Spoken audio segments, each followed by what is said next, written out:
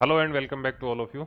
एक बार फिर आप सभी का स्वागत है आपके अपने डिजिटल प्लेटफॉर्म एक एजू स्पोर्ट पर। क्या हाल चाल है आप सभी के? बढ़िया, राजी खुशी। देखो, आपकी एग्ज़ाम के अंदर अब जो है वो ज़्यादा समय बचा नहीं है, तो आज का जो सेशन है वो हम डिस्कस करने वाले हैं। और निश्चित रूप से आज के इस सेशन के बाद में आपको विशेषकर जिस सब्जेक्ट की हम बात कर रहे हैं, जिस पोर्शन की हम आपके सिलेबस के अंदर बात कर रहे हैं, वो सिलेबस जो है, वो विषय जो है उसको देखने का नज़रिया आपका बदल जाएगा। ठीक है। और ये जो सेशन है, आज का सेशन हमारा जो है वो समान रूप से सभी परीक्षाओं के लिए उपयोगी रहने वाला है। यदि आपकी एग्जाम पीएसआई की है, मतलब सब इंस्पेक्टर की है, तो भी निश्चित रूप से आपको हेल्प मिलने वाली है। बेहतरीन तरीके की हेल्प मिलने वाली है, क्योंकि इसका जो वेटेज है वो अच्छा खासा है। आप अगर एलडीसी की तैयारी कर रहे हो, या आपका कोई नॉन है जो एलडीसी की तैयारी कर रहा है, वनपाल की तैयारी कर रहा है, या टीचर भर्ती की सेकंड ग्रेड वगैरह की अभी एग्जाम जो है वो पेंडिंग में है, अन्य किसी भी एग्जाम की तैयारी कर रहे हैं जो राजस्थान से संबंधित हैं, चाहे वो आरपीएससी के द्वारा आयोजित की जाती हो या फिर अधीनस्थ बोर्ड के द्वारा आयोजित की जाती हो, सभी एग्जाम्स के लिए आज का सेशन महत्वपूर्ण रहने वाला है। और सबसे महत्वपूर्ण बात इसलिए भी हो जाती है क्योंकि इस सब्जेक्ट के हम राजस्थान इकोनॉमिक्स के बारे में आज डिस्कस करने वाले हैं कि राजस्थान जो इकोनॉमिक्स है उसको किस तरीके से और कहां से तैयार करना है, किस सोर्स से करना है, कौन सी कोचिंग, कौन सा प्लेटफॉर्म ऐसा है जो सबसे शानदार आपको कंटेंट दे रहा है, क्या हमें कोचिंग का कंटेंट फॉलो करना है या फिर ओरिजिनल करनी है, वो सारी चीज़ें हम यहाँ पर डिस्कस करने वाले हैं। ठीक है। थोड़े समय पहले, मतलब लगभग जो है वो 15 दिन पहले हमने एक सेशन जो है वो डिस्कस किया था इंडियन इकोनॉमी को लेकर। आप में से कई ऐसे स्टूडेंट थे, इसके बाद में आपने पर्सनल मैसेज किए व्हाट्सएप के माध्यम से, टेलीग्राम के माध्यम से।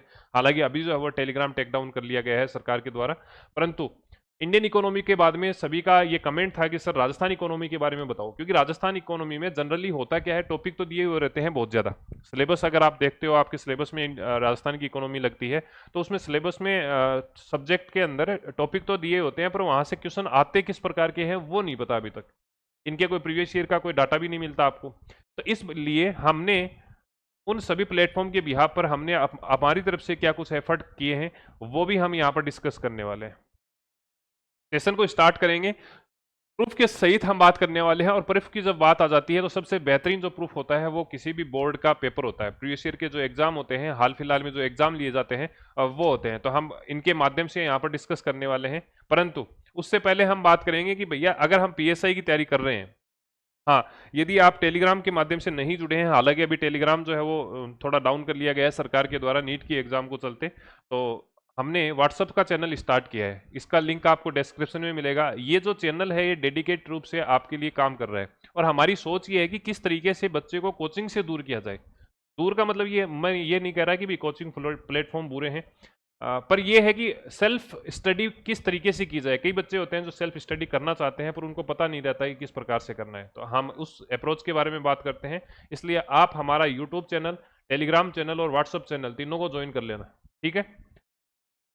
अब स्टार्ट करते हैं पीएसआई को लेकर। तो पीएसआई की अगर हम बात करें, हम बात करेंगे राजस्थान की अर्थव्यवस्था के बारे में। इससे पहले हमने राजस्थान की भारत की जो अर्थव्यवस्था है उसके बारे में डिस्कस किया था, और उसमें हमने सारे एस्पेक्ट कवर किए थे कि भैया हम अगर साइंस टेक्नोलॉजी वाला पार्ट आ जाता है, इकोनॉमिक्स वाला पार्ट आ जाता है, तो ये ऐसे पार्ट हैं जिनको हम दो भागों में डिवाइड करते हैं। एक कंसेप्ट बेस होता है जो स्टैटिक जीके कहलाता है, और एक करंट बेस होता है जिसे हमें समय के साथ में अपडेट करते हुए रहना पड़ता है। हमने इंडियन इकोनॉमी में ये बात की थी कि कौन कौन से ऐसे सब्जेक्ट हैं, कौन कौन से सब्जेक्ट के अंदर टॉपिक हैं जिनको हम कंसेप्चुअल तरीके से देखेंगे, और जहां से क्वेश्चन जो है वो कंसेप्ट बेस जो है वो पूछा जाता है, और कौन से ऐसे टॉपिक हैं जिनको आपको करंट में साथ में देखते हुए चलना है।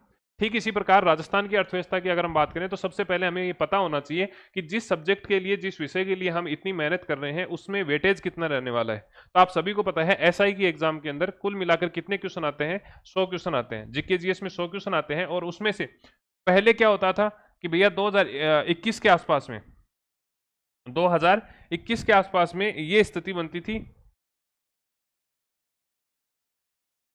पहले जो स्थिति थी वो ये थी कि भैया यहाँ पर जो है वो क्वेश्चन लगभग 4 क्वेश्चन आते थे, एक क्वेश्चन आता था, 6 क्वेश्चन आते थे।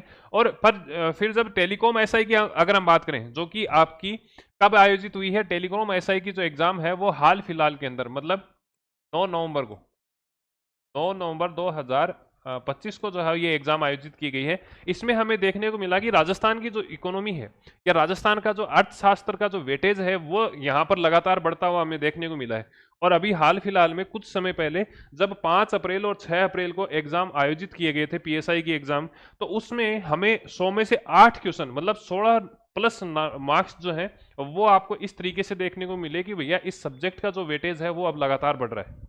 इसको आप इग्नोर करके नहीं जा सकते और बहुत ही आसानी से आपको नंबर मिलते हैं। बात करें आप जब राजस्थान के इतिहास को पढ़ते हो तो यहां पर आपको देखने को मिलेगा कि 2-2 क्वेश्चन ही पूछे जा रहे हैं। अब मैं ये नहीं कहूंगा कि आप राजस्थान की हिस्ट्री को छोड़ दो, पर फोकस उस चीज पर रखो जहां से ज्यादा क्वेश्चन आ रहे हैं। कोई समय था जब राजस्थान हिस्ट्री से 6-6 क्वेश्चन आते थे, डेफिनेटली आपको उस समय पढ़ना चाहिए था, ज्यादा समय देना चाहिए था। परंतु अब जब आपके पास में सीमित समय है तो सीमित समय में सीमित संसाधनों से स्मार्ट स्ट्रेटेजी और हार्ड वर्क के साथ में आपको बेहतरीन आउटपुट लेके आना पड़ेगा। ठीक है, तो राजस्थान अर्थव्यवस्था के वेटेज के बारे में हमने बात की है, अंक भार के बारे में बात की है। यदि हम बात करें सिलेबस की, तो सिलेबस में आपको ध्यान रखना है कि सिलेबस के अंदर इतना बड़ा सिलेबस आपका दे रखा है, इसमें से कई बार जो है वो बच्चों को क्वेश्चन के अंदर और आपके सिलेबस के अंदर भी जो है वो डाउट हो जाता है। कैसे? यदि अगर हम बात करें सिलेबस की, सिलेबस में आपको देखने को मिलेगा कृषि का टॉपिक। कृषि में आपको देखने को मिलेगा कि कृषि जो है हम यहाँ पर कई बार जो है वो राजस्थान जियोग्राफी में पढ़ते हैं, कई बार राजस्थान इकोनॉमी में पढ़ते हैं। सीन क्या है? ये टॉपिक ऐसा है जो कोरिलेट करके आपको पढ़ना पड़ता है। वहां से आपको जियोग्राफी से स्टैटिक चीजें लेनी पड़ती हैं और यहाँ इकोनॉमिक्स में ध्यान रखना कि जो आर्थिक समीक्षा है, जो बजट है, जो हाल फिलहाल के अंदर जो नीतियां जारी की जा रही हैं, हाल फिलहाल में जो योजनाएं हैं, कुछ नीतियों में अमेंडमेंट किया जा रहा है, तो वो सारी की सारी जो कृषि से संबंधित हैं वो आपको दोनों पोर्शन में पढ़नी होती है। ठीक है, औद्योगिक विकास की बात करें, औद्योगिक मुद्दों की बात करें, तो ये आपको जो है उद्योग आप वहां पर भी पढ़ते हो जियोग्राफी के अंदर और यहाँ पर भी इकोनॉमिक्स के अंदर भी आपको पढ़ने होते हैं। ठीक है, सेवा क्षेत्र है तो ध्यान रखना ये जितना भी पोर्शन है उसमें से अगर आप ये लाइन पूरी कर लेते हो, कौन सी? ये वाली लाइन पूरी कर लेते हो और इसके साथ साथ में कार्यक्रम की बात कर लेते हो जिसमें हम SC ST को लेकर बात करते हैं, पिछड़ा वर्ग, दिव्यांगजन, महिलाओं, बच्चों आदि से संबंधित विशेष जो रिजर्व कैटेगरी हैं उनके लिए सरकार के द्वारा जो प्रयास किए जाते हैं, उनके कल्याण के लिए जो प्रयास किए जाते हैं, वो सारे के सारे प्रयास नीतियों के माध्यम से, योजनाओं के माध्यम से, किसी अभियान के माध्यम से, तो ये सारे के सारे जो है वो राजस्थान इकोनॉमी के अंदर आपको पढ़ने होते हैं। ठीक है, तो वेटेज के बारे में हमने डिस्कस किया है, सिलेबस के बारे में हमने डिस्कस किया है। अब हम बात करेंगे कि भैया क्वेश्चन किस प्रकार से आते हैं। ठीक है, ताकि आपको ये क्लियरिटी रहे कि भैया जो हम पढ़ रहे हैं क्या वो सही अप्रोच है, क्योंकि समय रहते अगर आपको पता चल जाता है, अब अगर आपको पता चल जाता है तो पर्याप्त समय आपको मिल जाएगा ये 8 नंबर आसानी से ग्रेब करने के लिए। ठीक है, और ये बताएगा कौन? आरपीएससी बताएगी। तो आरपीएससी ऐसे आपको फोन करके तो नहीं बता सकती, मेरे को भी फोन करके नहीं बता सकती। हम एनालिसिस करेंगे ट्रेंड को, या तो आपको खुद को करना होगा या आप किसी मेंटोर, किसी गुरुजी, किसी प्लेटफॉर्म, किसी भी कंटेंट को ऐसे को चुनो जो आपके लिए ये मेहनत कर ले, आपके बिहाफ पर ये मेहनत कर ले। ठीक है, ये सारी की सारी पीडीएफ आपको एप्लीकेशन में उपलब्ध करवा दी गई है। जो हमारा पीएसआई का रक्षक बैच चल रहा है उस रक्षक बैच के अंदर हमने जो है वो यहाँ पर आपको उपलब्ध करवा दिया है। ठीक है, ये रक्षक बैच है जो पीएसआई री एग्जाम के लिए विशेष तौर पर कंडक्ट किया गया है। इसमें कुछ चीजें हम पीडीएफ के माध्यम से और कुछ चीजों के लिए हम वीडियो क्लास का सहारा लेने वाले हैं, क्योंकि अब इतना समय नहीं बचा है कि हम सारा का सारा वीडियो क्लासेस के माध्यम से क्लियर कर लें। और क्योंकि अगर आप 2021 से तैयारी कर रहे हो, 2021 में अगर आपने फॉर्म भरा था और वापस से री एग्जाम में बैठ रहे हो, अटेम्प्ट ले रहे हो, तो ये निश्चित रूप से हम कह सकते हैं कि भैया आपके जो बेसिक चीजें हैं वो तो क्लियर हैं। बात है अब उसे पॉलिश करने की, रिफाइन करने की। ठीक है, अब इसमें क्या मिलेगा? मैंने बताया कि भाई कुछ सब्जेक्ट ऐसे होंगे जिनको हम वीडियो के माध्यम से पढ़ने वाले हैं, कुछ ऐसे हैं जो पीडीएफ के माध्यम से पढ़ने वाले हैं। रही बात इसमें और एक्स्ट्रा क्या मिलेगा, तो एक्स्ट्रा में आपको ध्यान रखना है इसमें टेस्ट आपको जो है पहले दिन से मिल जाएंगे, जिसमें 18 फर्स्ट पेपर, 18 सेकंड पेपर, कुल मिलाकर 36 टेस्ट मिलने वाले हैं। 2011 से लेकर 2026 तक अभी जो फर्स्ट ग्रेड की एग्जाम हुई है वहां तक के जितने भी हिंदी, सामान्य हिंदी के जो क्वेश्चन पूछे गए हैं वो सारे के सारे आपको टेस्ट फॉर्मेट में भी मिलेंगे। जैसे संधि के एक जगह पर आपको क्वेश्चन मिल जाएंगे जो पूछे गए हैं, समास के एक जगह मिल जाएंगे, वर्ती है, पक्ष है, आपका जो वचन है, सारे के सारे टॉपिक वाइज आपको क्वेश्चन मिलने वाले हैं। और इसके साथ साथ एप्लीकेशन में आप ये पीडीएफ भी पढ़ सकते हो, काफी कुछ मिलेगा, इसमें आप इनरोल हो सकते हो। ठीक है, अब हम बात करने वाले हैं डायरेक्ट यहाँ पर जो चीजें हम यहाँ पर डिस्कस कर रहे हैं। ये जो क्वेश्चन है ये है आपका आरपीएससी के द्वारा आयोजित ग्रेड फर्स्ट की स्विफ्ट ए मान लो, या फिर ग्रुप ए जो है उसके लिए ये पेपर आयोजित किया गया था। और उस पेपर के अंदर आपको ध्यान रखना है ग्रुप ए में क्या कुछ क्वेश्चन पूछे गए हैं। यहां हम देखेंगे कि डायरेक्ट क्वेश्चन कहां से आ रहा है। स्टेटमेंट देखने से, भाषा देखने से आपको यहां से पता चल जाएगा। जैसे राजस्थान मुख्यमंत्री युवा स्वरोजगार योजना के बारे में यहां से पूछा गया है। ठीक है, क्लियरिटी तो आपको नजर आ ही रही है, थोड़ी सी बड़ा कर दें इसको। हाँ, सबसे पहले क्वेश्चन आता है राजस्थान मुख्यमंत्री युवा स्वरोजगार योजना के बारे में। आपको ध्यान होना चाहिए कि राजस्थान का जो बजट अब की वर्ष मतलब 2026-27 का जो आपका बजट डिक्लेयर किया गया है उसमें भी बताया गया था, उसमें केवल ये घोषणा की गई है कि इस वर्ष हम मुख्यमंत्री स्वरोजगार योजना के तहत क्या करने वाले हैं। तो आपको पता चलेगा कि भाई मुख्यमंत्री स्वरोजगार योजना जो है इसमें 10 लाख रुपए तक का ऋण हम उपलब्ध करवाने वाले हैं। क्या करने वाले हैं? 10 लाख रुपए तक का ऋण उपलब्ध करवाने वाले हैं। और इस वर्ष मतलब जो फाइनेंशियल ईयर 2026-27 है इसमें हम क्या करने वाले हैं, इसमें 30,000 लोगों को क्या करने वाले हैं, लाभान्वित करने वाले हैं। अब एक बार क्वेश्चन देख लेते हैं। इसमें क्या कहा गया है कि इस योजना हेतु न्यूनतम शैक्षणिक योग्यता 8वीं पास उत्तीर्ण होनी चाहिए। अब हम आर्थिक समीक्षा पे आते हैं। क्या आर्थिक समीक्षा से क्वेश्चन आते हैं? बिल्कुल आते हैं। दिख रहा है? हाँ, तो थोड़ा सा देख लेना यहाँ पर। तो राजस्थान मुख्यमंत्री युवा स्वरोजगार योजना में कहा गया है कि भाई न्यूनतम शैक्षणिक योग्यता जो है वो 8वीं पास होनी चाहिए। यदि आपके पास में आर्थिक समीक्षा है, ओरिजिनल वाली बता रहा हूँ, आप किस प्लेटफॉर्म की पढ़ रहे हो उससे कोई मतलब नहीं है। डायरेक्ट क्वेश्चन आएंगे, लैंग्वेज में अगर फंसाएगा तो फिर वो ओरिजिनल से ही पढ़ेगा और ओरिजिनल से ही पूछेगा। आप एक बार देखना, स्टेटमेंट देखना, स्टेटमेंट की लैंग्वेज देखना, आपको पता चलेगा कि आर्थिक समीक्षा से ही डायरेक्ट उठाया गया क्वेश्चन है। जैसे इसकी न्यूनतम योग्यता कितनी रहेगी? 8वीं से 12वीं तक रहेगी। देखो, दिख रही है? उसके बाद में यहां पूछा गया है कि इस योजना में 18 से 45 वर्ष के राजस्थान के युवा पात्र रहने वाले हैं। देखो, राज्य के 18 से 45 वर्ष तक के आयु वर्ग के 1 लाख युवाओं को रोजगार दिया जाएगा। अच्छा, चौथा स्टेटमेंट देखना, इस योजना का उद्देश्य राज्य में 10 लाख युवाओं को नवीन रोजगार देना है। नवीन रोजगार जो है वो 10 लाख को नहीं दे रहे। पहली ही लाइन में जब आर्थिक समीक्षा में आप पढ़ोगे तो पहली ही लाइन में जो है आपको 1 लाख लोगों के बारे में यहां पर बात की गई है। ये आर्थिक समीक्षा का डाटा है। यदि आप बजट में देखोगे तो बजट में आपको ये कहा गया है कि भैया हम इस फाइनेंशियल ईयर के अंदर मतलब आगामी वर्ष में 2026-27 का जो वित्तीय वर्ष है उसके अंदर इन 1 लाख में से 30,000 लोगों को हम लाभान्वित करने वाले हैं। ठीक है, इतने लोग होंगे जो यहां से बेनिफिट ले लेंगे। ठीक है, यह योजना 15 जनवरी 2026 को प्रारंभ हुई थी। अब आप देखना, यह योजना जो है वो 15 जनवरी 2026 को स्टार्ट हुई थी। तो 3 लाइनें हैं, 3 लाइनों से 4 स्टेटमेंट बनाए हैं और एक स्टेटमेंट आपको गलत दे दिया और क्वेश्चन पूछ लिया है। ये क्वेश्चन कहाँ का है? आरपीएससी फर्स्ट ग्रेड का है। क्या यहां से क्वेश्चन नहीं आ रहे? क्या आ रहे हैं, डेफिनेटली आ रहे हैं। ये बहुत लंबी लिस्ट है, इसकी पीडीएफ भी जो है वो आपको एप्लीकेशन में उपलब्ध करा दी है। ठीक है, तो जैसे ही आप जो है यहाँ पर हमारी वेबसाइट पे जाओगे, कोर्स के अंदर जाना है और कोर्स पे जाने पे जैसे ही व्यू कंटेंट पे जाओगे तो यहां पर राजस्थान इकोनॉमी का एक जो है वो फोल्डर बना हुआ है। और इस राजस्थान इकोनॉमी के अंदर आपको जो है ये पूरा का पूरा डाटा उपलब्ध कराया गया है। ओरिजिनल डाटा है, ओरिजिनल डाटा ही आपको यहां पर उपलब्ध कराया गया है। और इसके साथ साथ में जितने क्वेश्चन हाल फिलहाल में पूछे हैं उन सभी को यहां पर एड ऑन कर दिया। देखो, ये ओरिजिनल डाटा है, हाईलाइट कर दिया गया है और इसको ही आपको पढ़ना है। ठीक है, अगर कोई क्वेश्चन आया है, जैसे ये क्वेश्चन जो है वो आपका पीएसआई टेलीकॉम में आया था, सब इंस्पेक्टर भर्ती टेलीकॉम में आया है, तो इस प्रकार से जो है यहाँ पर क्वेश्चन ऐड कर दिए गए हैं।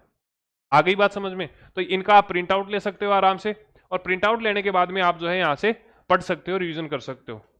तो हम यहाँ पर बात कर रहे थे पहले क्वेश्चन की। पहला क्वेश्चन आपको समझ में आ गया है। दूसरा क्वेश्चन क्या हो सकता है? अब जैसे इससे और कुछ क्वेश्चन जो है वो यहाँ पर पूछ लेगा भी ब्याज अनुदान में सेवा क्षेत्र में कितना है, तो 3.5 लाख रुपए तक अधिकतम ऋण की सीमा है। फिर आपसे पूछ सकता है विनिर्माण के अंदर कितनी है, तो 7.5 लाख रुपए की है। ये सारा डिटेल इतनी सी पढ़नी है आपको, इतनी पढ़नी है। आपने मार्केट में देखा होगा कि भाई मार्केट में योजनाओं से पर्टिकुलर किताबें आ गई हैं मार्केट के अंदर। ये इतनी मोटी मोटी किताबें हैं योजनाओं की, नीतियों की। आपको 2011 का कोई भी कुछ नहीं पढ़ना है, आपको वही योजना वही नीतियां पढ़नी है जो आपकी आर्थिक समीक्षा में दे रखी है। समझ में आया है? इस प्रकार से कंटेंट को कम करना है।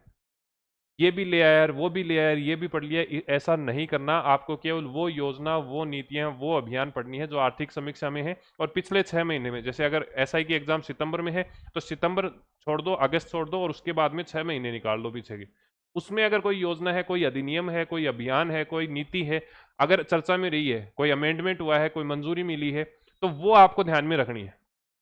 ठीक है, फिर हम बात करते हैं राजस्थान AIML नीति। इस नीति के बारे में इतने क्वेश्चन पूछ लिए हैं, इतने क्वेश्चन पूछ लिए हैं, परंतु हम केवल क्योंकि यहाँ पर फर्स्ट ग्रेड की ही बात कर रहे हैं तो यहाँ पर देखना, यहाँ क्या कहा गया कि राजस्थान AIML नीति 2021-26 का जो है वो शुभारंभ कब किया गया था। आर्थिक समीक्षा में जाना और वहां पर जो है आपको पोर्टल से संबंधित, सेवाओं से संबंधित, नागरिकों के लिए क्या सेवाएं हैं, पारदर्शिता किस प्रकार से सिस्टम में आएगी और नवाचार किस तरीके से होगा, नई तकनीकों का इस्तेमाल किस तरीके से होगा, ये पूरा एक चैप्टर के माध्यम से समझाया गया आपको। और उसमें ये पहली लाइन ये है कि Rajasthan artificial intelligence machine learning नीति का जो है वो शुभारंभ कब किया गया है, 6 जनवरी 2026 को किया गया है। हालांकि इसको हमने करंट में भी पढ़ा है, ठीक है। और जहां जहां क्वेश्चन पूछा गया है या क्वेश्चन पूछे जाने की संभावना है वहां वहां हमने जो है यहां पर मेंशन भी किया है। जैसे ये क्वेश्चन है, ये क्योंकि क्वेश्चन पूछ लिया गया है तो हमने यहां पर लिख दिया कि क्वेश्चन आस्क्ड बाय RPSC, ठीक है। नेक्स्ट देखते हैं। अच्छा, ये क्वेश्चन जो है ये हर शिफ्ट में, 4 शिफ्ट में मैंने बताया फर्स्ट ग्रेड की, और चारों शिफ्ट के अंदर यहां पर जो है वो ये क्वेश्चन रिपीट हुआ है, यहीं से रिपीट हुआ है। हमारे साथ फर्स्ट ग्रेड के कई बच्चे जुड़े थे, सभी का, लगभग सभी का जो है वो फीडबैक बहुत शानदार रहा है। मतलब कई कुछ बच्चे तो ऐसे हैं जो पिछली बार पॉइंटों से रह गए, उनका करंट में एक भी क्वेश्चन सही नहीं हुआ। अब की बार उन बच्चों ने 7-7, 8-8 क्वेश्चन सही किए हैं, 40% वाला बैरियर भी तोड़ा है और इसके साथ साथ में बहुत अच्छी लीड लेके गए हैं। फर्स्ट पेपर की बात करें तो फर्स्ट पेपर में लोग ऐसे हैं जो 35, 36, 37 नंबर तक लेके आ रहे हैं और इस जिस प्रकार के पेपर आ रहे हैं उसमें ये स्कोर जो है वो सम्मानजनक कहा जा सकता है। अब यहाँ पर जो है वो आपको पूछा गया कि भाई सबसे ज्यादा जो है वो उत्पादन रेपसीड और सरसों के अंदर किस प्रकार से किया गया है, किस डिस्ट्रिक्ट के द्वारा किया गया है। तो आपको मैंने कृषि वाला, देखो मैंने 3 चीज बताई थी आर्थिक समीक्षा के अंदर, कृषि, सेवा और औद्योगिक क्षेत्र। इसमें जो भी चीजें हैं वो आपको पढ़नी है, ज्यादा फोकस करके पढ़नी है। और मैंने आपको ये बताया कि भाई रेपसीड वाला जो है ये हमने कृषि के अंदर शामिल किया है। अब आप यहाँ पर देख सकते हैं सरसों के अंदर आपको पूछा है, तो सरसों में सबसे ज्यादा उत्पादन हमने यहाँ पर बुआई का कॉलम भी दिया है कि सबसे ज्यादा बुआई किस जिले में होती है और इसके साथ साथ में उत्पादन किस में होता है। जैसे सरसों की अगर बात करें तो सरसों में आपको ध्यान रखना है कि टोंक में होता है, टोंक के साथ साथ में आपको ध्यान रखना उत्पादन और बुआई में दोनों में शीर्ष स्थान है, ठीक है। तो डायरेक्ट यहां से क्वेश्चन पूछे जा रहे हैं। नेक्स्ट हम बात कर लेते हैं।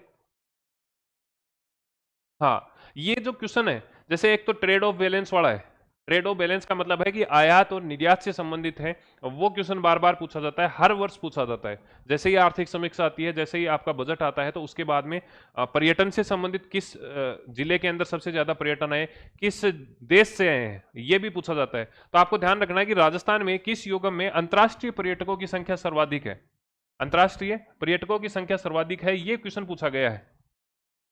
मैंने जब आर्थिक समीक्षा आपको उपलब्ध कराई थी तो उस समय मैंने कहा था कि भैया यहां पर जो है पूरा मेंशन किया है, देखो ये क्वेश्चन भी मेंशन कर दिया मैंने, ये क्वेश्चन है, ये भी आपको आर्थिक समीक्षा में मिल रहा है। इसके साथ साथ में आपको ध्यान रखना है कि यहाँ पर लिखा गया है भी RPSC फर्स्ट ग्रेड एग्जाम के अंदर जो कि 31 तारीख को हुई थी, 31 मई को ग्रुप A का पेपर हुआ था, उसमें ये क्वेश्चन पूछ लिया गया है।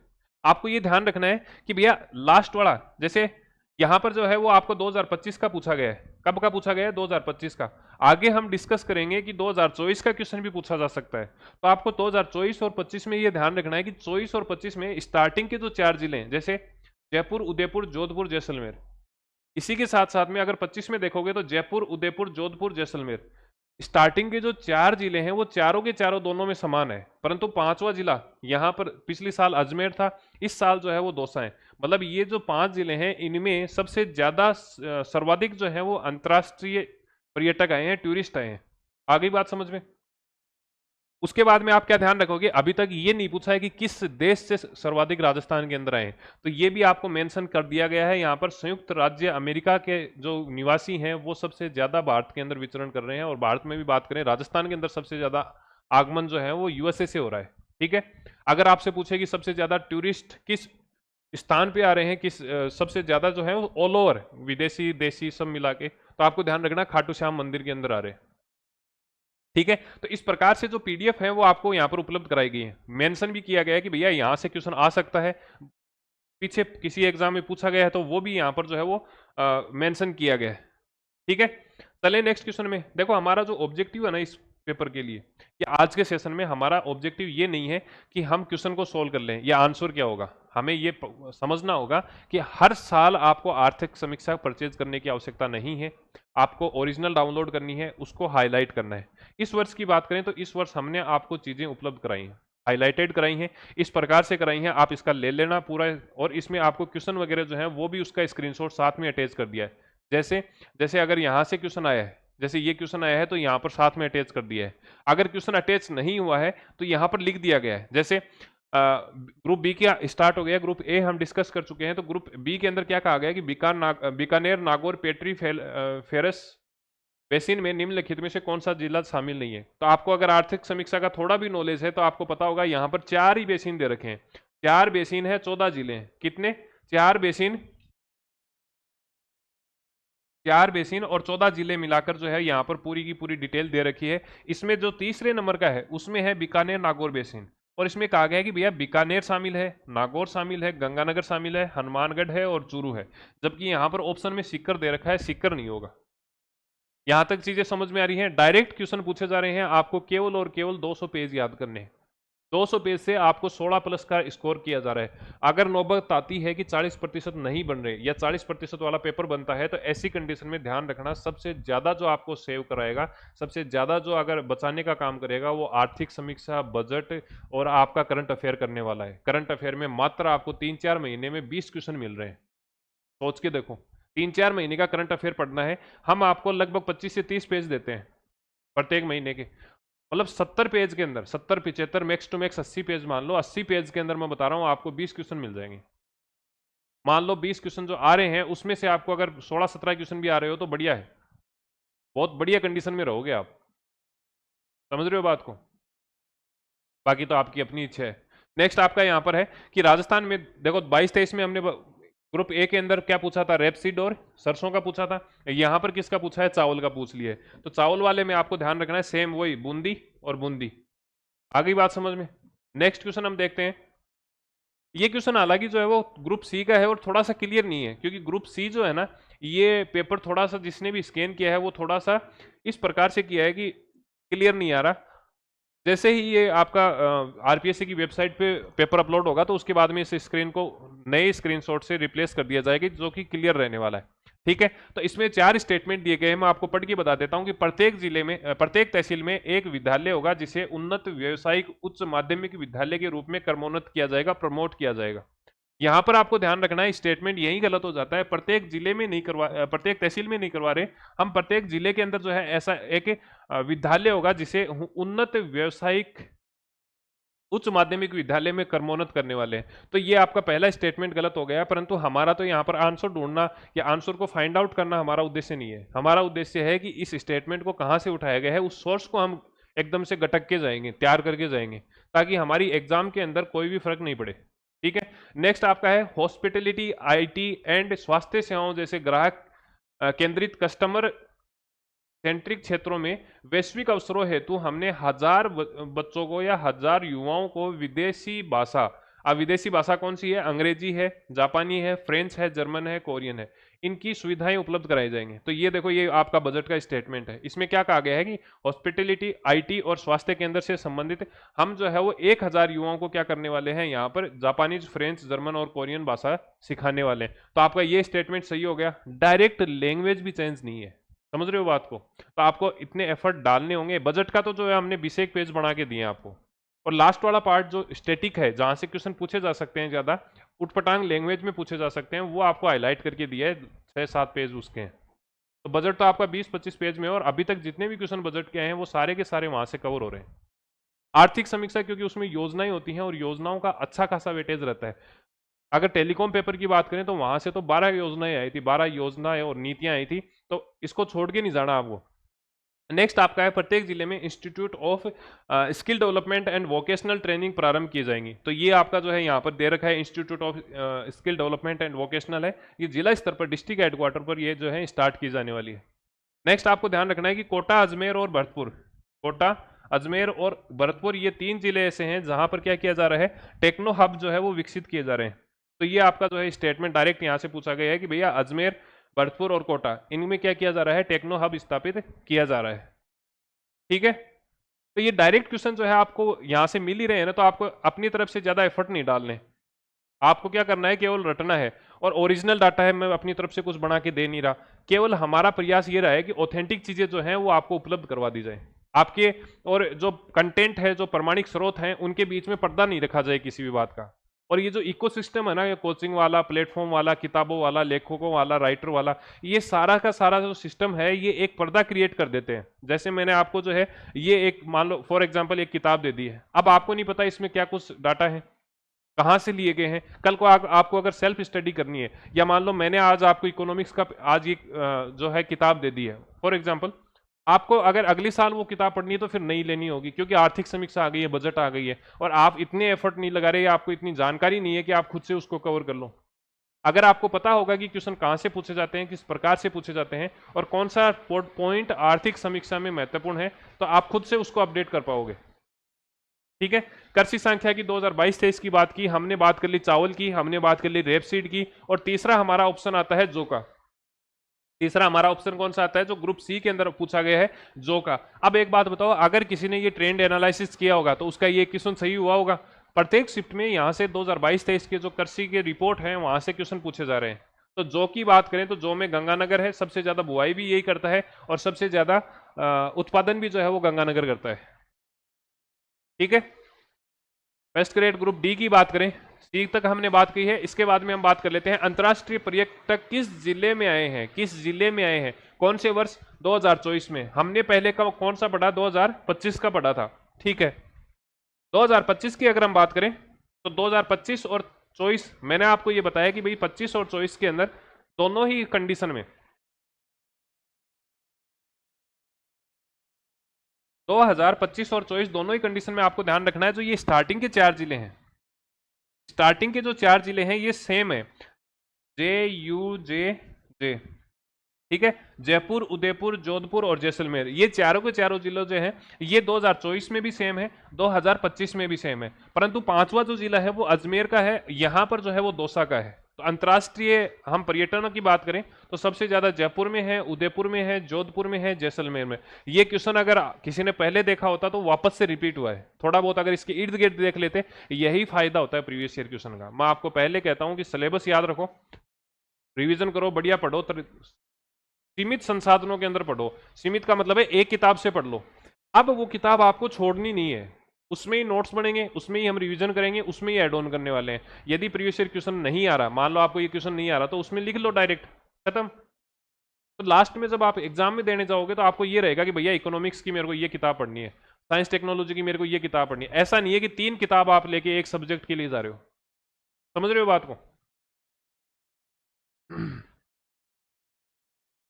नेक्स्ट क्वेश्चन आपका है, हाँ ये हमारा रक्षक बैच है, सारा कंटेंट इसमें उपलब्ध करवाया जाएगा। इसमें मैं फिर कह रहा हूं कि आपको सिलेबस पूरा कवर नहीं कराएंगे हम वो टॉपिक जहां से क्वेश्चन आते हैं, वो टॉपिक जो आपको कट ऑफ से ऊपर लेके जाते हैं, क्योंकि 100 के 100 तो कोई माई का लाल ही नहीं करके आ रहा। अगर 100 करके आ रहा तो फिर उसको पीएसआई की एग्जाम की तैयारी नहीं करनी चाहिए, उसको फिर आईएएस वगैरह ही करनी चाहिए। तो 100 में से 100 तो कोई नहीं लेके आ रहा जीके वाले पेपर में।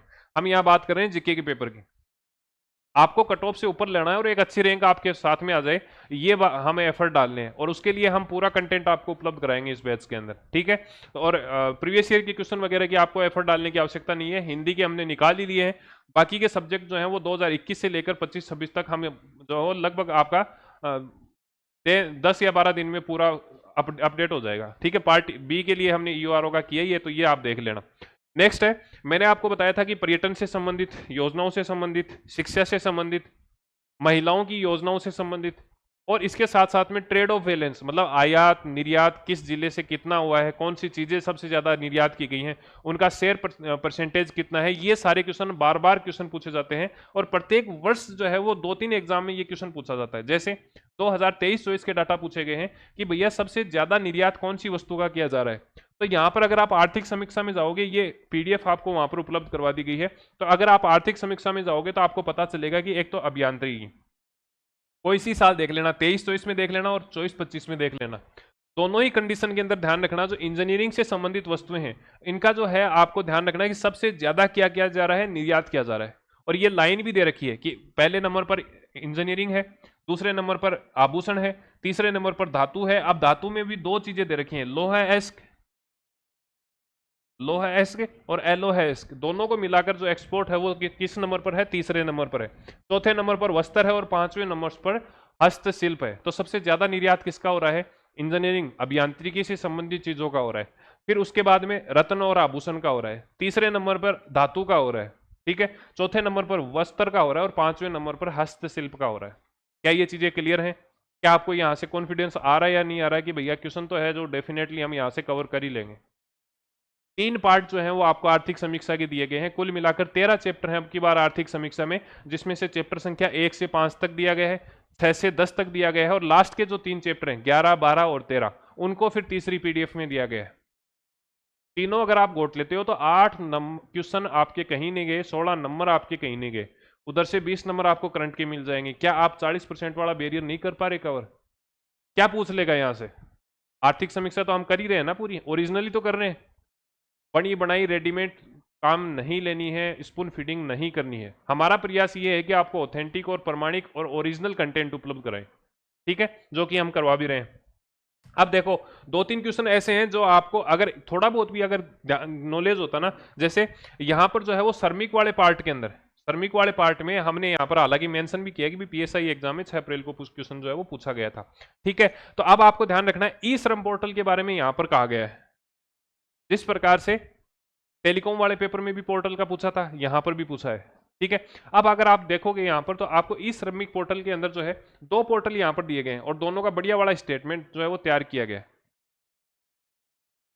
क्या पूछा गया है कि एक तो ई श्रम पोर्टल और एक जो है वो राष्ट्रीय कैरियर सेवा पोर्टल, ये 2 पोर्टल हैं, इनकी जो कार्यशैली है, जो वर्किंग है, उनको आपस में स्वेप किया गया है। मतलब जो ई मित्र में काम होता है, क्या काम होता है इसमें? अनौपचारिक और औपचारिक रोजगार के लिए खाई को निरंतर बांटा जाता है, ठीक है, और इसके साथ साथ में असंगठित कामगारों को सामाजिक सुरक्षा प्रदान की जाती है। आप यहां पर ई श्रम वाले में आना, इसमें क्या कहा गया है? इसका उद्देश्य भारत के असंगठित श्रमिकों का एक व्यापक डेटाबेस तैयार करना है। क्या यहां पर असंगठित श्रमिकों का सबसे पहले बात नहीं की गई है? सबसे पहले पॉइंट नहीं डाला गया है? डाला गया है, यहां यही पूछा था आपसे। इतना अगर आपको याद होता तो आप इसको जो है वो एलिमिनेशन तरीके से एलिमिनेशन करके और इसको क्वेश्चन को जो है वो सही करके आ जाते हैं। केवल इतना ही ध्यान रखना था। हालांकि जो दूसरा राष्ट्रीय कैरियर सेवा पोर्टल है उसको इस आर्थिक समीक्षा में शामिल नहीं किया गया है। नेक्स्ट देख लेते हैं। ये क्वेश्चन जो है, एक तो प्रति व्यक्ति आय का और जिलेवार जो हमारी जीडीपी है उसके बाद एसडीपी जो है उसके बारे में यहां पर जो है वो क्वेश्चन पूछा जा रहा है। या तो सबसे ज्यादा पूछा जाता है या फिर उसे आरोही और अवरोही क्रम में पूछ लिया जाता है। ये हम टेलीकॉम 6 अप्रैल की बात करें तो इसमें आपको ध्यान रखना है, यहां पूछा गया है कि चालू कीमतों पर, कौन सी पर? चालू कीमतों पर प्रति व्यक्ति आय के आधार पर अवरोही क्रम में बताओ। ऐसा का ऐसा ठीक क्वेश्चन जो है वो आपका एसआई टेलीकॉम में पूछा गया है। ठीक ऐसा ही क्वेश्चन असिस्टेंट प्रोफेसर की एग्जाम हुई थी अप्रैल में, दिसंबर महीने में, कॉलेज एजुकेशन की, तो वहां पे भी डेफिनेटली यही क्वेश्चन पूछा गया, पैटर्न यही था, चीजें चेंज हो जाती हैं बस। तो इसमें अगर हम बात करें तो आपको मैंने जो पीडीएफ उपलब्ध कराई है ये हमने व्हाट्सअप चैनल पे भी डाला है। अगर आप व्हाट्सअप चैनल से नहीं जुड़े हुए हो तो वहां पर जुड़ जाना। तो इसमें ये कहा गया है कि भैया आरोही और अवरोही में बताओ। तो देखोगे आप यहां पर तो जो पेज है हमारा, उस पेज में ऊपरी ऊपर जो है वो आपको घटते क्रम में बताया है कि भैया सबसे ज्यादा अलवर का है, जो पर कैपिटल इनकम है, फिर जयपुर की है, फिर जैसलमेर की है, राजस्थान राजसमंद की है और फिर भीलवाड़ा की है, ठीक है। ये क्वेश्चन भी साथ में ऐड किया कि भैया ये पीएसआई के 6 अप्रैल को क्वेश्चन जो है वो पूछ लिया गया था। ये पीडीएफ में ही आपको मिल जाता है ताकि आपको एक्स्ट्रा एफर्ट नहीं डालने पड़े, एक्स्ट्रा कोई किताब जो है वो इधर उधर घुमानी नहीं पड़े, ठीक है। इसके साथ साथ में अब ये प्रचलित दर पर है, चालू कीमतों पर पूछा है आपको, तो ये चालू कीमतों पर है, ठीक है। 2023 का पूछ ले, चाहे तो 2023 का पूछ ले और चाहे 2024 की पर कैपिटल इनकम पूछे, दोनों ही जो है वो सेम रहने वाली है, दोनों का क्रम सेम रहने वाला है। सबसे पहले आपका अलवर आएगा, अलवर के बाद में जो है आपका जयपुर आ जाएगा, जयपुर के बाद में आपका जो है वो जैसलमेर आ जाएगा, फिर राजसमंद आ जाएगा और फिर लास्ट में जो है आपका भीलवाड़ा आ जाएगा। तो ये पांचों जो है वो 2023 में भी सेम रहने वाले हैं और 2024 में भी सेम रहने वाले। क्रम की बात कर रहा हूँ, वैल्यू चेंज हो जाती है, ठीक है। और यहाँ पर लिखा गया है कि भैया दोनों ही जो है वो सेम है। अगर आपको जूम करके थोड़ा सा मैं दिखाऊं, देखो इस तरीके से हम मेंशन करके चल रहे हैं कि भैया यहाँ पर जो है वो दोनों ही सेम है, ठीक है। नेक्स्ट आपका क्वेश्चन है, हाँ, एक ये अधिनियम का क्वेश्चन जो है वो बार बार पूछा जा रहा है। अब ये अधिनियम जो है ये आप देखने जाओगे तो आपको नहीं मिलेंगे। आर्थिक समीक्षा जाना, वहां पर हर सेक्शन में कोई भी एक्ट लगता है, कोई भी अधिनियम लगता है, उसके बारे में जानकारी दी गई है। जैसे अगर ये क्वेश्चन है, ये क्वेश्चन टेलीकॉम में पूछा गया था, आप मास्टर पेपर से मिलाओगे, 17 नंबर का क्वेश्चन है, उसमें आपको ये पता चलेगा कि भैया ये जो 4 अधिनियम आपसे पूछे गए हैं उसमें से प्रतिस्पर्धा कंपिटेटिव एक्ट जो है 2008 वाला, ये नहीं दिया गया है और यही गलत है। इसके अलावा सूचना का अधिकार अधिनियम है, ये दिया गया है सेवा वाले चैप्टर के अंदर। बच्चों के निःशुल्क अनिवार्य शिक्षा का जो है वो आपका शिक्षा वाले में दिया गया है। राष्ट्रीय खाद्य सुरक्षा, ये भी जो है वो एक्ट आपका दिया गया है, ईयर से ही दिया गया है। इनके अलावा आपको सेक्शन वाइज इस प्रकार से जो है वो एक्ट मिलेंगे, जैसे राजस्थान लोक सेवा के प्रदान गारंटी अधिनियम 2011 हो गया, राजस्थान सुनवाई का अधिकार अधिनियम 2012 हो गया, जन सुनवाई प्रणाली वगैरह, ये बाकी जानकारी है। तो इस प्रकार से सेक्शन वाइज यहाँ पर जो है वो एक्ट दिए गए हैं। वो एक्ट आपको याद रखने हैं, यहाँ से डेफिनेटली क्वेश्चन पूछा जाता है, 6 को भी पूछा था, 5 को भी पूछा था, और अन्य 1-2 एग्जाम में भी हमें ऐसे क्वेश्चन देखने को मिले। इस प्रकार से आपको ध्यान रखना है। अब कुछ क्वेश्चन ऐसे होते हैं जिनकी डायरेक्ट जानकारी नहीं होती, पर हाँ उनका कहीं ना कहीं रिलेशन जो है वो आपका आर्थिक समीक्षा से होता है। जैसे चक्रीय अर्थव्यवस्था है, ये चक्रीय अर्थव्यवस्था जो है वो आपकी 6 अप्रैल को पूछी गई। इसके अलावा आपका जो टेलीकॉम वाला पेपर हुआ उसमें पूछी गई, और बीच में किसी एक एग्जाम में और पूछी गई है। तो सर्कुलर इकोनॉमी या चक्रवर्ती आपकी अर्थव्यवस्था है, ये आपको ध्यान में रखनी है। ग्लोबल कैपेबिलिटी सेंटर नीति है, इसके बारे में आपकी आर्थिक समीक्षा में दिया गया है। ठीक है, आपके सिलेबस में सिंचाई परियोजना है, सिंचाई परियोजना को आप यहां से अपडेट करोगे, आर्थिक समीक्षा से साथ में अपडेट करोगे। वैसे जो है वो आपको सर करवा ही रहे हैं एप्लीकेशन के अंदर, बहुत शानदार तरीके से सिंचाई परियोजना वगैरह जो है वो, मतलब राजस्थान की जियोग्राफी है वो कंप्लीट हो रही है। ठीक है, नोट्स आपको जल्दी इसके उपलब्ध करा दिए जाएंगे, परंतु आप ध्यान रखोगे कि भैया ये क्वेश्चन जो है ये पूछा गया है कि भाई किस वृहत सिंचाई परियोजना की सिंचाई क्षमता सबसे अधिक थी। तो ये सिंचाई वाला जो पोर्शन है ये पूरा का पूरा दिया गया है, आपको पूरा बताया गया है कि भैया 6 तो आपकी जो है वो वृहद परियोजना है, 5 मध्यम परियोजना है, और 34 जो है वो लघु परियोजना है। तो आपसे ये क्वेश्चन पूछा जा सकता है कि टोटल कितनी है, तो 6 और 34 40 और 5 45, तो टोटल सिंचाई परियोजना राजस्थान के अंदर कितनी है, 45 है, जिसमें से वृहद कितनी है, 6 है, मध्यम कितनी है, 5 है, और लघु कितनी है, तो लघु आपको ध्यान रखना है 34 या 34 है। डायरेक्ट क्वेश्चन आ रहे हैं नहीं आ रहे, मेरे को तो एक बात बताओ, आपको कॉन्फिडेंस आ रहा है क्या? ठीक है, अब ये जो है वो 5 तारीख का है। अब ये देखो 5 तारीख को जो पीएसआई का पेपर हुआ था उसमें आप अगर देखोगे तो आपको पता चलेगा ये योजना है राजस्थान में राज सरस सुरक्षा कवच बीमा योजना। एक बार मिलाना, ये नाम सेम है क्या? राज सरस सुरक्षा कवच बीमा योजना। इसमें ये कहा गया है कि दुग्ध उत्पादकों को कितना मुआवजा दिया जाता है। तो इसमें कहा गया है कि भैया 2 प्रकार के मुआवजे योजना में देते हैं। कौन बता रहा है? आर्थिक समीक्षा बता रही है कि 5 लाख रुपए का मुआवजा देंगे, और अस्थायी तौर पर अगर कोई नुकसान होता है, कोई मान लो पैर वैर टूट जाता है किसी गाय का मवेशी का, तो हम 2.5 लाख देने वाले हैं। तो 2 प्रकार के मुआवजे हैं। आपसे कौन से पूछा है? आपको 5 लाख का पूछा है, तो 5 लाख है। 3 लाइन थी, 3 लाइन में से डायरेक्ट क्वेश्चन पूछ लिया। क्या सॉल्यूशन हो रहे हैं क्या? मैं आपको यहाँ पर उत्तर नहीं बताने का प्रयास कर रहा। मेरा उद्देश्य यहाँ पर कोई भी प्रमोशन करने का नहीं है। मेरा उद्देश्य है कि आप आर्थिक समीक्षा को खुद पढ़ो। अगर आपको नहीं पता कि इंपॉर्टेंट कौन से हैं, तो आपके लिए 1 या 2 साल के लिए जो है हम मेहनत कर रहे हैं। मतलब इस साल हमारा प्रयास रहेगा कि आपकी जॉब लग जाए, तो इस साल का प्रयास हमारी तरफ से है, ताकि आपको पता चलेगी कौन सी चीजें हैं जिन्हें हमें पढ़ना है, कौन सी चीजें हैं जिन्हें छोड़ना है। 333 पेज की आपकी पीडीएफ थी आर्थिक समीक्षा की, जिसे समेट समेट के हमने 200 पेज में किया, और उसमें 200 में से आपको वही चीज पढ़नी है जो हाईलाइटेड है। जैसे ये पूरा पेज है, इसमें से ये हाईलाइटेड है, यही पढ़ना है। समझ गए बात? अब देखो, अगर आपको ये क्वेश्चन आता, थोड़ा सा इस तरीके से कर लेते हैं ना। 4 योजनाओं के बारे में पूछा है, चारों केंद्र सरकार की हैं। आस्था स्कीम है, नवजीवन योजना है, मिशन वात्सल्य है, और प्रधानमंत्री जन विकास कार्यक्रम है। ठीक है, आपकी आर्थिक समीक्षा के अंदर मिशन वात्सल्य के बारे में यहाँ पर जो है वो डिटेल से दी गई है चीजें। अब इसमें कहा गया है कि भी अनाथ बच्चे जो हैं इनके लिए मिशन वात्सल्य योजना हम स्टार्ट कर रहे हैं, जिसमें केंद्र सरकार और राज्य सरकार का रेशियो कितना रहने वाला है? 60-40 का रहने वाला है। इस पूरी लाइन में 2 ही चीजें काम की हैं। किनके लिए है? तो आपको ध्यान रखना है, अनाथ बच्चों के लिए। कितना रेशियो रहेगा? तो 60-40 का रेशियो रहेगा। 2 चीजें थी। ठीक है, इसमें पूछा है कि कौन सा सही उत्तर है? सही उत्तर है, ठीक है, ऑप्शन सी। ऑप्शन सी में आप देखो, अनाथ बच्चों के कल्याण की स्कीम है। क्या ये सही है? सही? सी ऑप्शन सही है ना। अब देखो ए और डी गलत है, हमें कोई मतलब नहीं है, हमें तो सी से मतलब है। बी और सी गलत है भैया, सी तो गलत नहीं है, तो ये एलिमिनेट हो गया। ठीक है, उसके बाद में है केवल ए बी और सी गलत है, तो सी तो गलत है ही नहीं, उसको तो हम आधार मान के चल रहे हैं। ए बी सी डी सभी गलत है, नहीं है, सी तो हमें सही चाहिए। तीन एलिमिनेट हो गए तो एक ऑप्शन आपके पास में बचता है, ए और डी जो है वो गलत है। हमें और किसी से मतलब नहीं था, हमने आर्थिक समीक्षा में पढ़ा, राजस्थान की आर्थिक समीक्षा में पढ़ा था कि वात्सल्य योजना जो है वो अनाथ बच्चों के लिए कल्याण के लिए, वेलफेयर के लिए काम कर रही है। इसमें हमने ये पढ़ा कि स्टेट गवर्नमेंट और सेंट्रल गवर्नमेंट का जो रेशियो है वो मतलब सेंट्रल गवर्नमेंट का 40 है और स्टेट गवर्नमेंट का सेंट्रल गवर्नमेंट का 60 है और स्टेट गवर्नमेंट का 40 है। ठीक है, तो क्या यहाँ से नहीं हो रहे क्वेश्चन? डेफिनेटली हो रहे हैं, करने वाला चाहिए बस, सामने पड़े हैं क्वेश्चन, उठाने हैं आपको फ्री फोकट के नंबर। ये आपका क्वेश्चन आया था, डायरेक्ट आया है। पहली लाइन दे रखी है, पर फसलों की तुलनात्मक स्थिति के बारे में प्रत्येक वर्ष आर्थिक समीक्षा में ये डाटा शामिल किया जाता है और प्रत्येक वर्ष क्वेश्चन पूछा जाता है। यहां पूछा गया कि मोटे अनाज में क्या प्रथम स्थान है क्या? देखो मोटे अनाज में प्रथम स्थान है, कुल तिलहन में प्रथम स्थान है, राई और सरसों में कौन सा स्थान है? तो ये हमें नहीं पूछा, दालों का पूछा है। कुल दलहन की बात करें तो कुल दलहन में हमारा कौन सा है? तीसरा स्थान है, तो कुल दलहन में कौन सा स्थान है? तीसरा स्थान है, तो ये सही है, ये सही है, ये सही है। खाद्यान्न की बात करें तो खाद्यान्न के बारे में यहां पर कोई बात नहीं की गई, इसका मतलब क्या है? चौथा ऑप्शन आपका गलत है। ठीक है, हाँ, अब आपसे ये पूछा जा सकता है कि भैया ग्वार का क्या है? ग्वार में आपको ध्यान रखना है कि सबसे ज्यादा प्रतिशत है।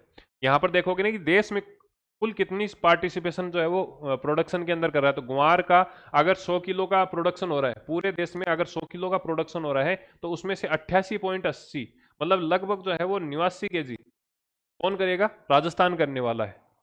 आगे बात समझ में? तो ये क्वेश्चन जो है वो आपसे पूछा जा सकता है ग्वार का, और ग्वार में कौन सा स्थान है? प्रथम स्थान है। ठीक है, मूंगफली में कौन सा है? तो मूंगफली के अंदर दूसरा स्थान है। फिर हाँ ये है, ये क्वेश्चन बहुत शानदार है, 4 क्वेश्चनों को मिलाकर एक स्टेटमेंट बनाया है। 6 अप्रैल को ये क्वेश्चन पूछा गया था और ये पूरा पेज हमने हाईलाइटेड करके डाला है। जैसे 2024-25 में चालू कीमतों के ऊपर सकल राज्य मूल्यवर्धन जीएसवीए, जिसे हम बोलते हैं ना जीएसवीए, ये जीएसवीए है, इसमें सबसे ज्यादा किस सेक्टर का पार्टिसिपेशन है? तो आपको ध्यान रखना सबसे ज्यादा किसका है? सेवा क्षेत्र का। और ये हमने लिख भी रखा है कि सर्वाधिक योगदान जो है वो किसका है? सर्विस सेक्टर का है, सेवा क्षेत्र का है। दूसरे नंबर की बात करें तो दूसरे नंबर पर उद्योग का है और तीसरे नंबर पर कृषि का है। ठीक है, तो इसमें ये क्वेश्चन पूछा है तो ये स्टेटमेंट आपका सही हो जाएगा। कृषि क्षेत्र में चालू कीमतों पर सबसे ज्यादा योगदान किसका है? तो कृषि क्षेत्र की बात करें तो इसी पेज पर ऊपर दे रखा है, ये मेरा कोई श्रेय नहीं है, ये आर्थिक समीक्षा में दे रखा है कि भैया जो कृषि क्षेत्र है, कृषि क्षेत्र के आपको ध्यान रखना है सबसे पहले तो 4 उप क्षेत्र होते हैं, फसल, पशुपालन, वानिकी और मत्स्य पालन। इसमें आपको ध्यान रखना पशुपालन का योगदान सबसे ज्यादा रहता है। नेक्स्ट आपका है औद्योगिक क्षेत्र के अंदर सबसे ज्यादा योगदान जो है वो उत्खनन का है, खनन और उत्खनन का। तो औद्योगिक क्षेत्र की बात करें तो विनिर्माण क्षेत्र जो है वो यहाँ पर क्या रहने वाला है? सबसे ज्यादा योगदान देने वाला है। ठीक है, और सेवा क्षेत्र की बात करें तो सेवा क्षेत्र में व्यापार, होटल और जलपान मार्ग है, ये जो है वो सबसे ज्यादा पार्टिसिपेशन यहाँ पर सेवा क्षेत्र में कर रहे हैं। तो इस प्रकार से आपको डायरेक्ट चीजें जो है यहाँ पर मिल रही हैं। ईआरसीपी की बात करें तो नवनेरा बैराज जो ईआरसीपी है, जिसे हमने काली सिंध पार्वती वाली जो बनाई है पीकेसी वाली, तो ये आपको ध्यान रखना है। इसमें ये पूछा है कि नवनेरा बैराज कहाँ पर है, तो ये क्वेश्चन पहले भी 2024 में भी पूछा है, 25 में भी पूछा, और प्रत्येक वर्ष जो है ये नवनेरा बैराज है, इसके साथ साथ में इसरदा बांध है, इनके बारे में हर वर्ष आर्थिक समीक्षा में चीजें दी हुई रहती है। ठीक है, उसके बाद में ये क्वेश्चन जो है वो आपका 2-3 बार पूछा है, और मैं तो कहता हूं हर वर्ष पूछा जाता है, जैसे पर्यटन का पूछा जाता है, जैसे आयात निर्यात का पूछा जाता है, उसी प्रकार से ये योजनाओं का या तो ऐसे सूची ए और सूची बी को मिला लेंगे, या फिर जो है वो एक सिंगल दे देंगे। जैसे राजस्थान जल क्षेत्र आजीविका सुधार परियोजना किसमें है? तो एडीबी के अंदर है, एशियन डेवलपमेंट बैंक के द्वारा दिया जाता है। कुल मिलाकर 14 ऐसी योजनाएं हैं जिन्हें हमें विदेशों से फंडिंग प्राप्त होती है, जिनके लिए हमें विदेशों से फंडिंग प्राप्त होती है। उसमें आपकी जीका है जो जापान की संस्था है, उसमें एशियन डेवलपमेंट बैंक है, उसमें जर्मनी की KWF है, KFW है, इसके अलावा जो है आपका विश्व बैंक है। ये जो है वो अलग अलग योजनाओं को फंड देते हैं। कितनी योजनाएं हैं? 14 योजनाएं, 14 की 14 आपको यहाँ पर नाम दे रखा है। क्या आपको पूरी योजनाएं ध्यान में रखनी है? डिटेल भी दे रखी है नीचे आपको। मोस्ट प्रोबेबली जो क्वेश्चन पूछने की संभावना है वो इस टेबल से है, इसमें नाम दे रखा है, कौन सा चरण दे रखा है, कब से कब तक चालू है इसका टेन्योर दे रखा है, तो ये सारी चीजें आपको ध्यान में रखनी है, ठीक है। अब ये क्वेश्चन जो है वो आपको डायरेक्ट वहां पर मिल ही जाएंगे एप्लीकेशन के अंदर। इस प्रकार से देखो ये क्वेश्चन है, ये आपका 5 तारीख को क्वेश्चन पूछा गया था कि भाई खातेदारी भूमि में खनन पट्टा आवंटन हेतु आवेदन के समय जो प्रीमियम है उसे घटाकर कितना कर दिया है, पहले जो 40% था उसे घटाकर कितना किया गया है। डायरेक्ट आपका बजट से क्वेश्चन पूछा है, डायरेक्ट बजट से जो है वो क्वेश्चन पूछा है। यहां पर क्या हो जाएगा, 40 से कितना किया है, 30% कर दिया है। इस प्रकार से स्क्रीनशॉट आपको ऐड ऑन करते हुए देखने को मिलेंगे। ये मैं आपको बता ही रहा था कि सकल घरेलू जिला उत्पादन अनुमान प्रचलित कीमतों पर कितना है और स्थायी कीमतों पर कितना है, तो ये आपका दोनों क्वेश्चन जो है वो यहाँ पर ऐड ऑन कर दिए गए हैं। हाँ, ये क्वेश्चन बहुत शानदार है, यहां से डायरेक्ट क्वेश्चन पूछे हैं। देखो जन आधार के बारे में कहा गया है कि भैया जो जन आधार योजना है उसमें 11 अंक का परिवार का होगा कार्ड, परिवार का जो नंबर होगा कार्ड नंबर वो 11 अंक का रहने वाला है, और परिवार के प्रत्येक सदस्य का 10 अंक का रहने वाला है। जबकि यहां पर क्या दे रखा है कि भाई परिवार का नामांकन जो है, परिवार का जो अंक होंगे वो 10 होंगे, मतलब परिवार जो है वो 10 अंकों का होगा, और उसके अंदर जो सदस्य होंगे 11 होंगे, मतलब एक और एक दो मिलकर क्या करेंगे, परिवार बनाएंगे। इस प्रकार से आपको ध्यान रखना है। तो सदस्य क्या होंगे, एक एक होंगे मतलब 11 होंगे, और मिलकर क्या बनाएंगे, 10 बनाएंगे, मतलब जो है वो परिवार बनाने वाले हैं। तो ये स्टेटमेंट है। दूसरा देखो, राजस्थान में जन आधार कार्ड ही राशन कार्ड है। इसकी अगर लैंग्वेज देखोगे तो आपको पता चलेगा राजस्थान में Jan Aadhaar card ration card भी है। क्या ये क्वेश्चन नहीं पूछा जा रहा, क्या ये लैंग्वेज नहीं है, क्या यहाँ से क्वेश्चन नहीं उठाया गया, क्या निश्चित रूप से उठाया गया। आपको देखते ही पता चल जाएगा, फीलिंग आ जाएगी। नेक्स्ट आपका है जन आधार प्लेटफॉर्म को जन्म मृत्यु प्रमाण पत्र और विवाह प्रमाण पत्र के लिए पहचान पोर्टल के साथ में समन्वित किया गया है, अलाइन किया गया है। ये देखो पहचान पोर्टल, जिसमें जन्म मृत्यु विवाह के पंजीकरण करने के लिए जो राज्य का पोर्टल है उसके साथ में एकीकृत किया गया है। तीनों स्टेटमेंट है, तीनों के तीनों एक पेज से उठाए गए हैं, जन आधार योजना से उठाए गए हैं। आपको ये पूरा डाटा नहीं पढ़ना, जो चीजें मैंने बताई हैं वो सारी आपको देखनी है। आप क्या आपको कॉन्फिडेंस आ रहा है क्या इन 8 क्वेश्चन का, कमेंट में लिखो। ये फिर जो है हमने डायरेक्ट आंसर लगा के लिख दिया। जैसे ये है, ये पिछली बार जब आपकी आर्थिक समीक्षा 2024-25 की जारी की गई थी उस समय ये आपका वहां पर पोर्टल जो है वो शामिल किया गया था, ओएनडीसी वाला। और इसमें आपको ध्यान रखना, ई कॉमर्स आपका जो सिलेबस के अंदर पॉइंट है वहां पर इससे क्वेश्चन पूछा गया है। ये क्वेश्चन आपका जो है यूनियन बजट का, ये भी पिछली बार दिया गया था। ये टेलीकॉम के पेपर है, ठीक है। तो टेलीकॉम में आप देख लो, ये रहा, ये सारी योजनाएं जो हैं ये आपकी टेलीकॉम में क्वेश्चन पूछी गई। राजस्थान सर्कुलर इकोनॉमी प्रोत्साहन योजना के बारे में मैं बता ही रहा था आपको, वो यहाँ पर वापस से पूछ लिए। डिप्टी जेलर की एग्जाम हुई है, उसमें कौन कौन से क्वेश्चन है। अब जैसे ये योजना वाला क्वेश्चन मैं अभी आपको बता रहा था, ये जिका वाला मैंने आपको बताया ना अभी, विश्व bank, Asian bank, new development bank, ये जो है ये अलग अलग 14 प्रकार की योजनाएं ऐसी हैं जो राजस्थान में क्रियान्वित हैं, और उनको फंडिंग कहाँ से मिल रही है, अंतर्राष्ट्रीय संस्थाओं से मिल रही है, इंटरनेशनल संस्थाओं से मिल रही है, ठीक है। ये पोर्शन है, ये आपका पहले चैप्टर में कृषिवाड़े में पूरा का पूरा कवर होता है। इनके हमने प्रूफ नहीं डाले, पर आपको पता होना चाहिए कि किस प्रकार से क्वेश्चन आ रहे हैं। कर लोगे ना। अब मेरे को एक बात बताओ, ये आगे बहुत है, अगर हम करने जाएंगे थोड़ा सेशन लंबा हो जाएगा। आपको एक आइडिया मैंने बता दिया है। ये देखो, ये रहा राजस्थान 2022-23 में भारत का स्थान मूंगफली में कौन सा है, समझ गए। तो यहां पर मैंने जस्ट आपको बताया था कि मूंगफली के अंदर कौन सा है, मूंगफली में कौन सा है, सेकंड है। ये तो मैंने अभी आपको जस्ट बोल के बताया। ये सारे के सारे क्वेश्चन जो है वो आर्थिक समीक्षा से आ रहे हैं, इनका थोड़ा सा ध्यान रखो। 8 नंबर है, फ्री फोकट के हैं, पढ़ लेना। आप जब राजस्थान की हिस्ट्री को पढ़ने जाओगे लगभग 400-500 पेज की होती है, एक अच्छे स्टैंडर्ड के साथ में जाओगे 400 पेज तो पक्का है। यहाँ पर आपको 200 पेज से 8 क्वेश्चन मिल रहे हैं, वहाँ आपको 400-500 पेज इतना कुछ डाटा, इतने ईयर वगैरह याद करने के बाद में आपको जो है वो 2 क्वेश्चन आएंगे एग्जाम में। अब आप 2 में से कितने सही करते हो वो फिर अलग कंडीशन हो जाती है। तो ये सारी चीज़ें जो हैं ये आर्थिक समीक्षा और बजट से रिलेट करती हैं, आपकी राजस्थान इकोनॉमी वाले पार्ट को कवर करती हैं, ये ध्यान रख लेना, ठीक है। असिस्टेंट प्रोफेसर है, इसमें तो बहुत भयंकर क्वेश्चन आए हैं, आप देख सकते हो। 3 तो 5 6 7 8 9 10 11 12 13 क्वेश्चन है, और 14 15 16 17 18 19 आर्थिक समीक्षा और बजट से जो है वो लगभग 19-20 क्वेश्चन आए थे। आप देख लो कितना वेटेज रहता है। ऐसा का ऐसा पैटर्न आपको सेकंड ग्रेड में देखने को मिलेगा, क्योंकि राजस्थान का वेटेज अच्छा खासा है वहाँ पर। और कॉस्ट आपकी जो एलडीसी की एग्ज़ाम है, वनपाल की एग्ज़ाम है, यहाँ पर डेफिनेटली आपको क्वेश्चन देखने को मिलेंगे। और उस दिन हम फिर वापस से ये देखेंगे कि भैया यहाँ से हमने बताया था और डेफिनेटली क्वेश्चन आए। आ गई बात समझ में। तो ये चीज़ थोड़ी सी क्लियर करके रखो ये चीज़ जो है, ये कंसेप्ट जो है, ये अप्रोच जो है आपको रखनी होगी। आप सब इंस्पेक्टर बनने जा रहे हो, आप सेकंड ग्रेड टीचर बनने जा रहे हो, आप एक सरकारी महकमे को संभालने जा रहे हो, आपके नीचे लोग काम करने वाले हैं, तो आपको इतना पंगु दिमाग या सीमित सोच वाला नहीं होना चाहिए। आपको अप्रोच पता होनी चाहिए, आपको सॉल्यूशन बेस्ड टेक्निक पर काम करना होगा। ठीक है, अगर आपको यहाँ तक बढ़िया लगा है वीडियो, अगर आप यहाँ तक डेफिनेटली देख रहे हैं, तो हमारा चैनल को सब्सक्राइब करना, हाइप करना, लाइक करना, और आपकी जो फीडबैक है, आपकी सब्जेक्ट का एनालिसिस चाहते हो, कौन से सब्जेक्ट में आपको दिक्कत आ रही है, उसके बारे में आपको क्या हेल्प चाहिए, वो सारी की सारी चीज़ें आप लिख सकते हो। ठीक है, आपका अपना चैनल है, जितना आप ग्रोथ करवाओगे, जितने आप लाइक करोगे, कमेंट करोगे, उतना ही हमारा उत्साह बढ़ेगा, उतनी ही हमारी जो है वो मतलब एक तरीके से हिम्मत बढ़ेगी कि भैया और एफर्ट डालते हैं, लोगों को हेल्प मिल रही है इस चीज़। ठीक है, तो मिलते हैं एक नए सेशन के साथ में, तब तक के लिए धन्यवाद। जय हिंद, जय भारत, थैंक यू।